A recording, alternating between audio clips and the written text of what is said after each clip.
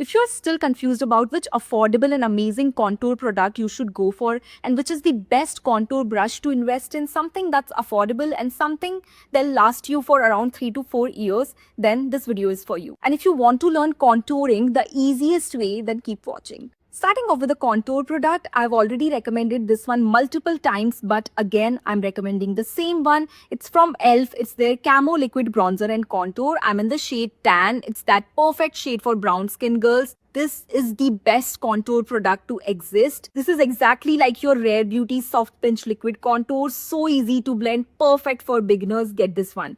And for the brush, I'm going to recommend you this brush. This is from PAC. It's in the number 380. It's your angular brush, angular contour brush. This is my go-to brush. I'm using this one from the last 2-3 years. It's the best one. Get this one. You'll not regret it. So for contouring, what you'll have to do is just do this one dot here, or maybe take some on the back of your hand. Then take it in your brush. See the direction in which I'm holding my brush, like this. And just feel that bone over here. We all have that natural bone, and blend like this in upward direction. Just deposit some product over there like this. Keep blending in upward direction. Doing the same thing on this side, holding my brush like this and blending in upward direction.